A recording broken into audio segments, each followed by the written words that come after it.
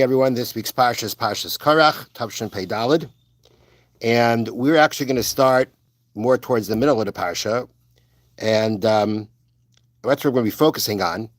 But let's just give a quick overview. The Parsha begins with Korach and his assembly challenging Moshe Rabbeinu's authority as to whether Aaron should be the high priest. Their claim is everybody should be able to do the service of the high priest. Moshe tells them that tomorrow, come to the tabernacle, come to the Mishkan, have the fire pans, put in coals, put in the ktaris, the incense, offer it, and Hashem will choose who should be the Kohen Gadol. And we know that what happened was that they offered the incense, a fire came down and burned them.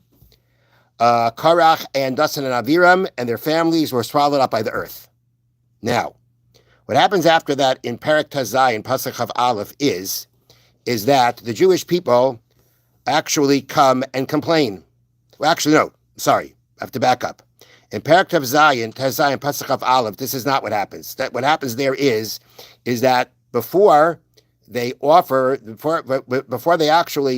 offer the ktares and before the earth swallows them up, the Torah says that Korach gathered everybody together. He gathered the entire Jewish people to witness what's going to happen. And when that happens, Hashem becomes very angry. And Perek Tezai and Pasuk Chav Aleph, chapter 16, verse 21, Hashem says to Moshe and Aaron, "Hibadlu mitoich ha'eda hazos v'achla isam karaga."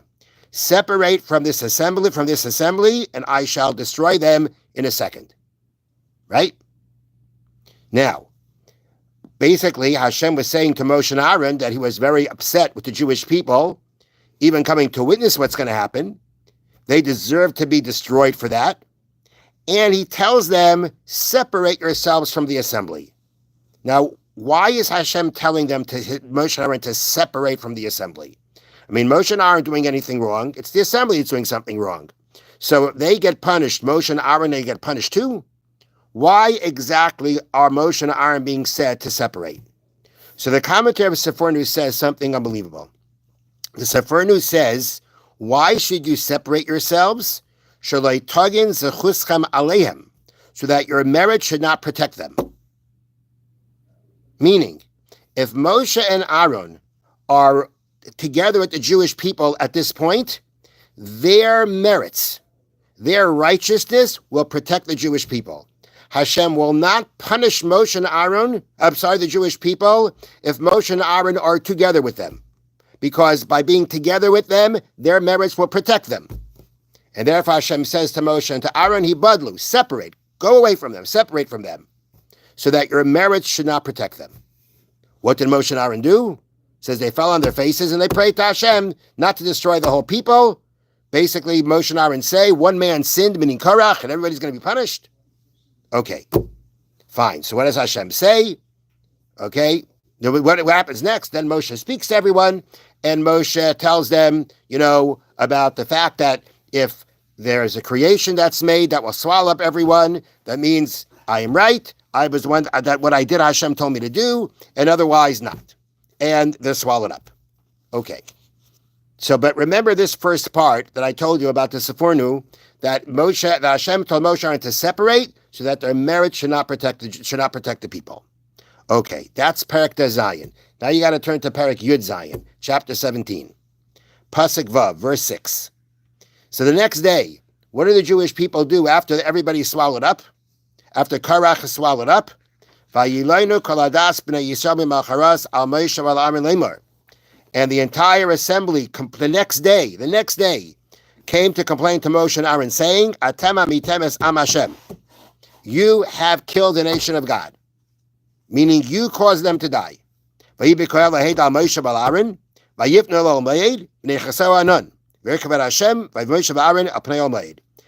assembly now gathered by Moshe and Aaron, they turned to the Mishkan, to the tabernacle. Hashem's glory rested on it, and Moshe and Aaron then went into the Mishkan to speak to Hashem.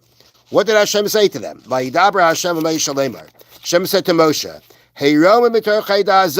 separate from this assembly, and I will destroy them in a second. And again, Moshe and Aaron fall on their faces in prayer. What's next? Moshe Moshe says to Aaron, Kachas hamachta, take the fire pan, v'sen alaha eish, put fire, meaning put burning coals into it, mi'alam mizbeach, from the altar, v'sim k'tayres, place the incense on it, v'holech meher la'eda, and quickly go to the assembly, v'chaper aleim, and atone for them. Ki yatsa ha'ketzim l'pnei Hashem, for the anger of Hashem has gone out, heichal ha'nagef, the plague has begun. Meaning, at this point in time, what started happening was a plague. To punish the Jewish people now for coming to complaining, a plague began to spread and to kill them. So what did Moshe tell Aaron to do? Take the incense, those are the mixed spices, put it on a fire, and stand amongst them and offer the ketores, that will atone for them. Okay. Vayikach Aaron kashadira Moshe. And Aaron took as Moshe said, Vayaretz al-toich ha-kohol, and he ran to the midst of the assembly. Behold, the plague had begun. Behold, the plague had begun amongst the people. He put the ketores on, and he took the incense, put it on the fire, and he atoned for the people. And what happened next? He stood between the dead and the living, and the pestilence and the plague was held back. Okay, so something was accomplished here. Something. The Ketores did something. The plague stopped. It was held back. But it also says that he stood amongst the dead and the living. What does that mean exactly? Now, before we go into that, let's just finish reading. You know how many people died in this plague? 14,700 people. And if not for the Ketores, it would have been worse. Now that he brought the Ketores, it stopped. This was besides for those who died in the matter of Korach. Aaron returns to Moshe to the opening of the tabernacle, and the plague had been withheld. Why is that being repeated? Didn't we just say that before? Didn't we just say before that the plague was held back? Why is it repeating it again when Aaron returns to Moshe in the Mishkan? The Magefa was stopped. He just said that, didn't we? Okay, so now, what does it mean he stood amongst the dead and the living? Says the Sefornu. Now I got to pay attention to these words. After Moshe was already standing there, and he remained to protect those that had become ill, so that they shouldn't die. Opposite of what was said before, separate from amongst the people. Okay, so let's analyze these words. After he was already standing there, he remained. That means he brought the Ketores amongst them. He brought the Ketores, and then he remained to protect for those that were sick, that they shouldn't die. The opposite of what Hashem told him before, separate from the people. Now, if you remember, before, when the first time when Hashem told Moshe and Aaron, separate from the people, what was the point of separating from the people? The Sefornu said, so that your merit should not protect them. So now when the Sefornu says that now Aaron remained to protect the sick, that they shouldn't die, opposite of what Hashem said before, separate from the assembly. That means that Aaron remained there to protect those that were sick with his merits. The same Hashem told him before, separate, so your merit shouldn't protect. Now, when Aaron was not told that, now Aaron remained so that his merits will protect. To protect whom? To protect those who have become sick, that they shouldn't die. And then when it says he stood amongst the dead and the living, the Magefa, whether it was held, meaning what? No one became sick from this plague anymore. So what we see from here is that you have three groups, so to speak. You had those who died. You had those that didn't get sick because of the Ketores. And then you had those that got sick but didn't die. And why didn't they die? They didn't die because Aaron remained there. After he brought the Ketores, he remained there so that the sick shouldn't die. So that's what we have here. We have three different things. We've got those who didn't make it, those who didn't get sick at all because of the Ketores, and those that Aaron protected. Those that Aaron remained there. He brought the Ketores, but then he remained there. For those that were sick, they shouldn't die. Opposite of what he said before, separate. Before Hashem says separate so your merits don't protect, and Aaron now remains there for his merits to protect the sick from not dying. There is no anything about sick. The Sefornu says that. Meaning he's explaining, so good. The Sefornu is explaining what is the meaning between standing between the dead and alive. What does that mean? That means there were the dead, and there were the live ones that were sick, ready to die. And then you had Vatiyatza Magefa, the plague was held back, that no one got sick. Meaning you had people who had died, people who got sick, and people who weren't yet sick. But the plague was spreading. So now that Aaron brought the Ketores, the plague stopped spreading, and those who never got sick didn't get sick. But not only that, when the pasuk then says that Aaron returned to Moshe, V'hamagefa ne'atzara, and the plague was held back, says the Sefornu, what does that mean there? Shenirpu'u achaylim ha'magefa. That those who got sick were healed. First, you had those that when Aaron was there, they didn't die. At this point, when Aaron returns to Moshe, they are healed. They get better. And that could be that. And then that explanation is based on the fact that, again, why is it being repeated? Right? We just said before that the plague was withheld. But another interesting thing which was pointed out is the fact that the first time, after it says he stood amongst the dead and the living, it says the words "Vatei Otzar Hamagefa," and it was stopped the plague. I mean, in English we say the plague was stopped, but in the way the Hebrew goes, it's "and was stopped the plague." The second time, the order of the words are different. The second time it says "Hamagefa ne'atzara," and the plague was held back. There's a change in order here in the wording. In the first time, it has the plague mentioned is the second word. And here, now, after Aaron returns to Moshe, the plague is the first word. The plague was withheld. So the Forno understands that this is a step further than what was before. Before you had, number one, those who didn't get sick yet wouldn't get sick. Those that were sick didn't die. And now you had those who were sick got better. And all this was accomplished through what Aaron did. Okay? That's what, according to Sefornu, how things are manifesting themselves here. What actually stopped dying? What he stops between, or before that he makes something else? Okay. A mix of something. Okay. So first of all, the Ketores, according to the Sefornu, the Ketores is the incense, you know? Yes, incense. Right. So that for sure stopped. That no one should get sick anymore. This makes sense. That's for sure. That's no question. The part about that those who got sick didn't die, that is an interesting point. Clearly, it took the fact that Aaron remained there, right?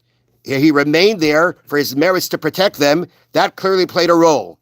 Was it in combination with the incense? Was it not in combination with the incense? That's not clear. But there is definitely his input, the fact that he was there, as the Sefornu says, opposite of before Hashem says your merits shouldn't protect. Now he remains there for his merits to protect. And that's what helps those. The ones who were sick, they had the plague, they should have died, it seems like. But because Aaron remained there, that's why they didn't die. And interesting, I saw somebody wants to say Aaron remaining there means he prayed. I don't know. It doesn't say that in the Sefornu, and the Sefornu stresses and the opposite of what was before. That's what he brings in. And before meant don't remain there for your merits to protect. So if he's doing the opposite of that, that means he's there for his merits to protect. But there's definitely Aaron's input here. more than besides for, again, there's at least a certain amount of, there's for sure his input. That's the whole point. He remained there for his merits to protect those who were sick from dying. And it seems that the Keteris alone wouldn't have accomplished that. Now, is it in combination of the two? Is it separate? That's not clear. But alone, the Keteris wouldn't have worked. It needed Aaron's remaining there and having his merits there. Now, in this story, there is no Moshe involved. No. At this point, because you need the Keteris has to be offered by a Kohen. So Moshe told Aaron to do it, but Aaron has to do it. Kohen has to do it. Okay. Now with this, I'm going to share with you an interesting question, and perhaps we'll get an answer. In Parshat Korach, 2 weeks from now, a little more than 2 weeks from now, Net Parshat Chukas, 2 weeks from now, Aaron dies. And what happens? Hashem tells Moshe, Aaron, and Aaron's son Elazar to go up on top of a mountain called Har HaHar, Mount Har. And there Aaron dies. And Moshe and Aaron, and who comes down from the mountain? The Jewish people. It says the Jewish people saw that Aaron didn't come down. So Rashi quotes a medrash that, they saw all three go up and only two came back down. So they said to Moshe, where's Aaron? So they said he died. Moshe says he died. The Jewish people said, can't be. Can't be. Aaron, who stopped the angel of death in this episode, Aaron, who stopped the angel of death from killing the Jewish people, the angel of death is going to take him? Can't be. So it says that Moshe and Elazar prayed, and basically they were seen, the Jewish people were shown that Aaron died. That means they saw he died. They literally saw he died. They were shown a vision of his dead body. But they couldn't believe, right, if he stopped the Malach HaMaves, right, by that plague, how could the Malach HaMaves take him? Ask a question.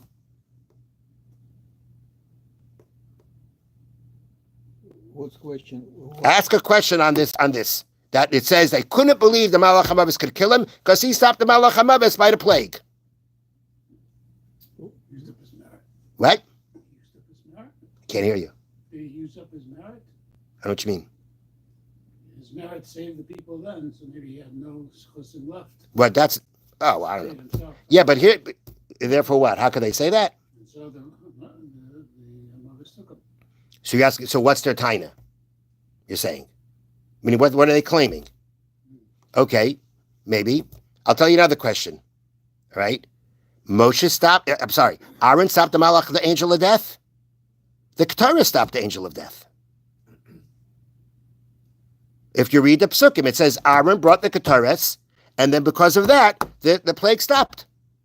So Aaron stopped the Malach HaMaves. It wasn't Aaron who stopped the Malach HaMaves. It was the Keturahs that stopped the Malach HaMaves. I think that's a very good question. It's a very shaka question. But in the eyes of people, probably this is... But they knew it was from the Keturahs. They knew what happened. And it's like, yeah, they knew what happened. But according to this Sefornu, we may have an answer. Because the part that the Jewish people are talking about that Aaron stopped the Malach HaMaves, they're talking about the part that Sefornu says that because Aaron remained there, the sick didn't die. That was Aaron's doing. That was Aaron's merit. Aaron stopped the Malach HaMaves at that point. The Malach HaMaves were trying to take away those people when they were sick. They were going to die. And says the Sefornu, because he remained there, that's why they didn't die. And he remained there, as the Sefornu says, the opposite of before, that Moshe and Aaron were told to separate so that your marriage shouldn't protect. He remained there so his marriage should protect. The Keturahs wouldn't have stopped them from dying. His merit stopped them from dying. So that was Moshe Rabbeinu's doing. And therefore they said, this is where they saw that Aaron stopped the Malach HaMaves. It was his merits that stopped the Malach HaMaves, the angel of death, killing these people. And therefore they said, he stopped the Malach HaMaves. How could the Malach HaMaves have any kind of power over him? But if you learn like the Sefornu, then there is an aspect of Aaron's merits doing it. And therefore they said, how could the Malach HaMaves have anything to do with it, have any control over him? But again, the Sephorinu really, it's a very interesting approach here, how the Sephorinu says how everything worked. There were those who died, that's clear. There were those who didn't become sick because of the Ketores.